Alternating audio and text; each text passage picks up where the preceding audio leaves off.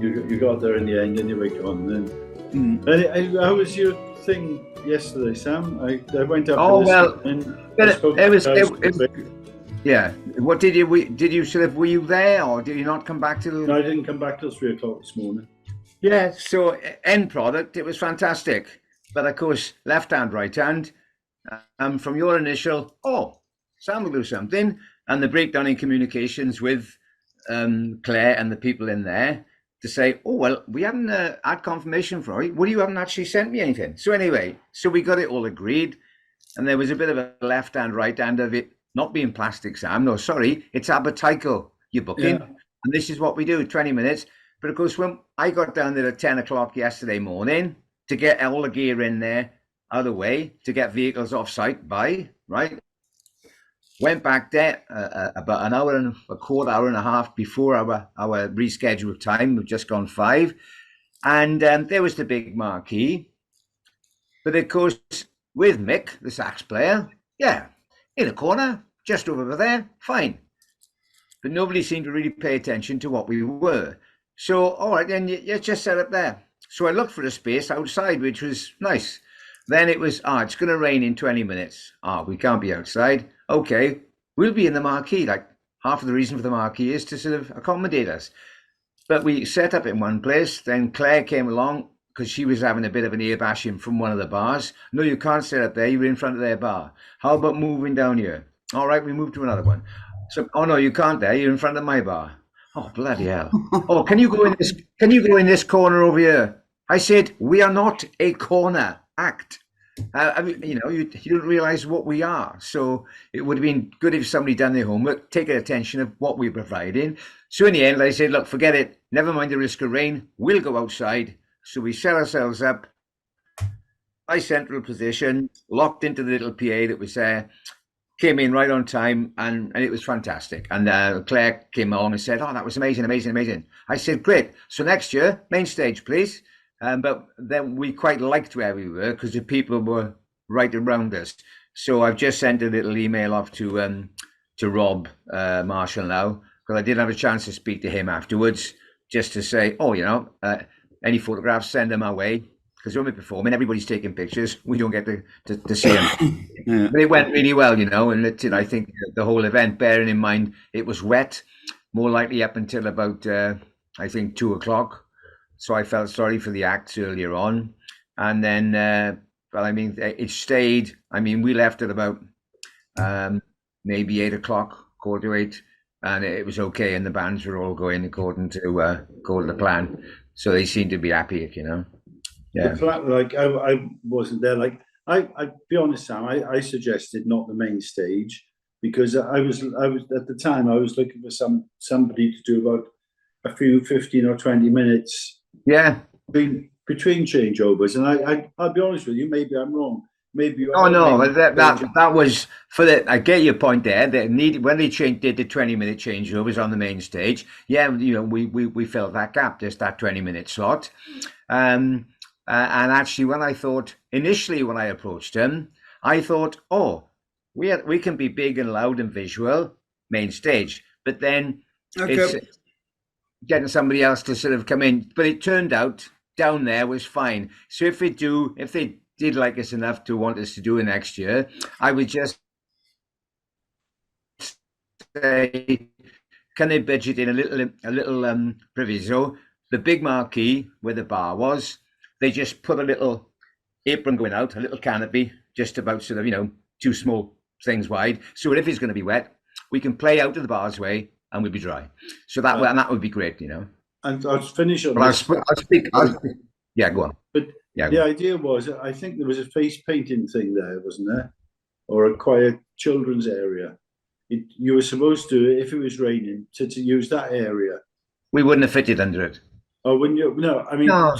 Just to keep your stuff more or less. Oh no, but while we're playing, we can't play in the rain. The skins can't get wet. No. But if all else fails, that was the only option left, to use that tent. I don't know how big it was. It was supposed to be 14 foot by 12 foot, I think. But anyway. Yeah. But anyway, we got a learn, haven't we? It worked out okay. It's fine. Didn't problem. we've got to talk to Kipper now about the Yeah. missing drone. Yeah, was it The your mysterious drone? missing drone. Huh? Yes. Drone as in You got it camera. back, haven't you? You I got took it my back. drone down for Gary's paddle out yesterday, and always good, always looking good up there, filming it, and then had a bit of a glitch on the screen. I went, oh, hang about, something's not quite right. Started pressing the buttons as you do. It should return back to where it took off from. That's the whole principle of these new drones. No panic, just wait for it to come back. And waited and waited and waited. I thought, oh, well, that's the end of that one then. Because on my screen, it showed me where it had gone. It was going out and out and out. So I thought, well, it's gone. And that's the end of that. So I walked up the beach, said, hi to everybody. I actually had some footage on my phone because it records on the phone at the same time as it records on the SD card on the drone. But so I went home, I thought the end of that. And then this morning, get a message saying, oh, someone found a drone on the beach this morning. No, yesterday, actually. It was yesterday afternoon doing the beach cleanup. So one of the guys found this drone on the beach. Is this a play drone, or this is not your proper drone, is it? Yeah, it's my proper drone, yeah. Is it? All right. So where it landed? Did it come in quite? It landed probably where it took off from, because what had happened is it had gone. It's got a memory built into it. It flies away. If it does fly away, it should keep in contact. If it doesn't keep in contact, it stops for about 15 seconds and waits for a signal. If it doesn't get a signal back from the controller, it'll return from where it took off from. Well, considering the time frame involved, it could have been 20 minutes from when 10 minutes from when I lost it. So it could have flown away for 10 minutes and then flown back again 10 minutes. That would have been 20 minutes in total. By which time I was up the beach talking to everybody saying, I just lost my drone. And it was a case of, it's behind you. Yeah. I suppose if it landed on the pebbles, you wouldn't see it, would you? Well, you wouldn't. It's so small anyway. You wouldn't bloody see it, unless you're looking out for it. You won't see it. It's too small. Well, lucky somebody found it before tide. Before the tide came in. Yeah. Yeah. There's a picture. I noticed on that paddle out for Gary. Then it was a relatively it wasn't a low tide, but it wasn't an up tide, was it? It was a lowish tide. Yeah. It wasn't a high tide. It was a lowish tide, and it was just going out at low tide-ish. Yeah. So why did they pick a day like that as opposed to the tide being in? I think Louis got to come back from Tenerife and getting family together, and so it's all a bit awkward, isn't it? We can never organise these things very easily. Yeah. Talking about that, yeah. So you got your drone back? I haven't got it back yet, but I'm hoping to pick it up. Well, my daughter's going to pick it up for me tomorrow. Oh, great. Cool. It'll be drone sweet home. Yeah. Which is good. Having said that, I was working out the implications of making a claim on insurance and whether I put the money into buying a better one, but I don't think that'll be an option now, having got my drone back. Yeah. Oh, it's all right and working okay? Yeah. Well, the bit of footage I did take came out all right anyway. So yeah, I saw that. Yeah, result all right. Don't you have a tracker on it then? Yeah, you wouldn't believe the technology is built into it. Yeah, so why couldn't you just? I could track it, but I couldn't do anything in with it. No, but if you got a tracker, couldn't you walk up to where it landed? But what had happened is it'd gone out of reach of my screen. On my screen, it showed me where it was, and then it disappeared off my screen. But the actual drone itself knew where it was in real time and space, even if it wasn't connected to my controller or my phone. It independently stops, waits for 15 seconds until it gets a signal back from the controller. If it doesn't get a signal back, it'll return to the point where it took off from. But presumably that's where you went, yeah? Well, that's where I was, but no, I just went up the beach, didn't I? It was 20 minutes after I'd lost contact with it. Yeah, but it goes back to where you took off, yeah? In theory, yes. Yeah. It doesn't guarantee it, but when I looked at the screen, it showed it going out into the Bristol Channel, and then the signal went. So I think that's the end of that. And the signal didn't come back then? No. Oh, because it's then working independently. I tried to reconnect with it, but it just didn't do it. But, I was But pretty it's quite clever. long. It's quite a long. It's like half a mile or something, isn't it? No, these things will go about, I think it's 12 kilometers. You can keep the signal going in control. You're not allowed to do that, mind. It's 500 meters. It's got to be in sight, isn't it? Yeah, well, 500 meters all within visual line of sight. It's so bloody small. You can't see it after about, it's 400 meters away. You wouldn't see it anyway. It's too No, small. but you hear them. You can always hear them, yeah. And you're going, where's that coming from? Yeah, I know. Yeah. You think you're hearing things. We're playing golf. I remember once I was walking the cliff path from Caswell round to Langland a couple of years ago. I got just past the high point, and I was just sitting down having a look and admiring the view, and there were some youngsters having a bit of a get together on the cliff, and it was in daylight, and I thought, oh, I can hear a bee or something right next to me, next to the cliff, like so I turned and I looked closely at I thought, where is it then? And I couldn't see. I thought like a hummingbird or something. Then I thought, that's really weird. And I sensed it above me. I thought, well, so I looked up the top of the cliff and there was this thing just swooping back and forth on the top of the cliff. And I realized then there was somebody up on the top of the cliff that was kind of flying it out from there, you know? Yeah. Spying on you, Sam. You are? Yeah. Yeah. No, I think he might have been spying on the youngsters that were down on the cliff having a bevy. Yeah. Well, that's one of the big issues with the drones is the privacy laws and whether or not people comply with them.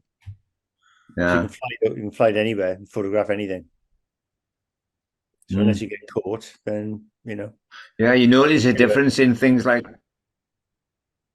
news coverage now and all sorts, documentaries. Before you just sort of either took it for granted or you wondered, wow, how'd they get that shot? But now in films, documentaries, everything, any kind of aerial shot is just like, what do you want?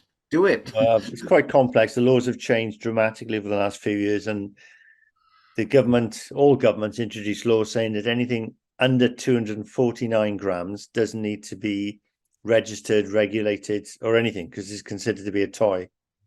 So what the biggest company in the world, DJI, did is put all their efforts into designing a drone under 249 grams, which has got everything on it. And I mean everything on it. It really is a frightening bit of kit. Yeah, so it's like we're working the market. Something is like, it's a bit like any business legality loophole. Go to the limit. Go to the limit and just below it. So they can't slap your wrist or have you for anything. Hence all the scooters and the stuff like that, you know, electric scooters. Weird, going up the Mumbles Road yesterday, just evening time, I couldn't figure out what was coming towards me.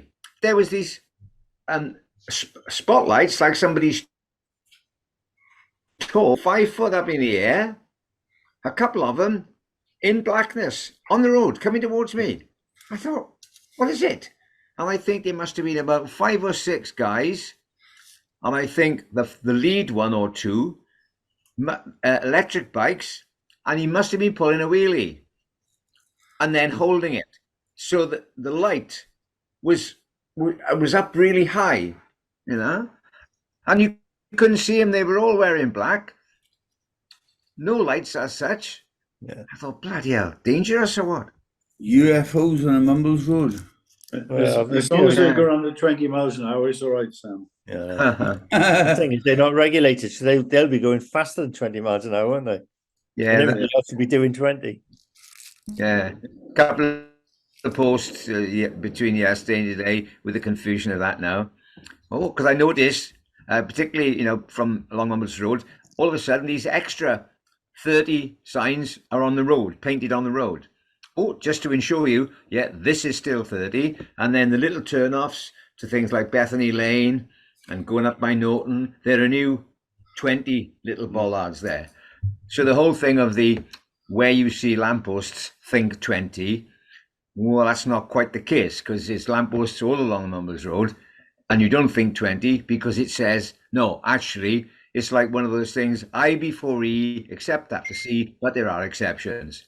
Mm. And there's all these exceptions, isn't it? I saw a good one this afternoon. Was it? I think it was an Isle of Langham. Maybe it says, yeah. Don't forget the clocks go back tonight by 10 mile an hour. It's just total chaos because we were coming into Swansea this morning and coming into Nelston. It's a 30 mile an hour stretch, then it's a 20 mile an hour stretch. I said, well, is this a 20 section or is it a 30 section? So I thought we'd better be on the safe side, do 20. So we got this police van right up our ass doing 20. And we weren't quite sure if it was a 20 or a 30. So if you do 30 and you're wrong, you're going to get done, aren't you? Or you wouldn't get done at the moment. You're just going to get slapped wrist. But it is very, very confusing. Yeah. Driving to Swansea, so many different routes, different areas. I got a ticket over here about a month ago because nobody told me that the maximum speed now is when there's no signposts. It used to be 90 kilometers an hour. Okay. But apparently they've done it all over France now. The maximum speed with no signposts is 80 kilometers an hour. So I'm going down the road now. I'm doing 92, no 90, as close to 90 as possible. As I don't like to go get tickets, like, you know. So in the week after, I get a ticket. So going 92, but it was clocked as 84 in an 80 mile an hour limit because I didn't even know about it. You know, I thought I was doing the right thing. I was under 90 or thereabouts. I got a fucking ticket for it. 1 point. Thank you very much. My fault. You get 3 points in this country, Con. Yeah? Yeah. I got 1 point. That's about a third time it's happened to me now. Within, just 2 kilometers an hour, too much, Ridiculous. So what's 90 is about 60, is it? 90 kilometers, about 60 miles an hour, is it? Something like that, yeah. So how was your second visit, Michael? Did you go to the same place? No, I went to Lindos Roads. All right. Yeah, it was lovely. Lovely weather. Perfect. Take me home, 30 country degrees. roads. Take me home. You've been very lucky, Mike, with the weather. And we when the weather was nice here though when we were away. I mean, it's quite a shock to come back to all this rain. To be honest, it's not nice. But it's the weather, isn't it? What can you do? As we say in Gower, move Gower to weather. France. You can't do anything about it. Move to France where it's sunny every day and the surf is always 6 foot and glassy and the apple pie is the best you've ever tasted. It used to be like that down in Langland, Con. It used to be like that down in Langland. You're quite right. Back in the old days. Yeah, always. I missed out on the apple pie. I know that. Well, it might have been pints of Stella or something like that. I don't know. I seem to remember pasties personally, but there you go. Yeah. Oh, pasties. Yeah. No. What was it? What was the guy's name? Not Shelley. After Shelley, the guy with the accent, the northern accent. What was his name? What, in real life? Ed. What TV? Huh? In the surf side. Real life or TV? Huh? A real character or? No, a real character. Really? The owner, the one who took over the surf side after Shelley, what's her name? Shelley taught us. Oh, what was her name? I can't remember her real name. It's the old woman who used to run the surf side, right? Edwards. Shelley, yeah, could be. Anyway, so Ed bought it out, and him and his wife. Oh, he was a great guy. Can you remember him?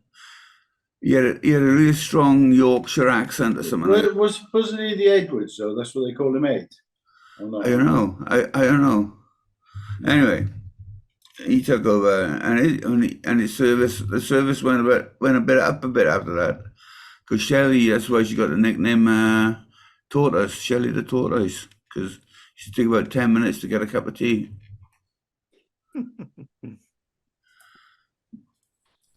But it didn't open much in the winter then, did it? No. Well, it didn't open at all in the winter. Didn't.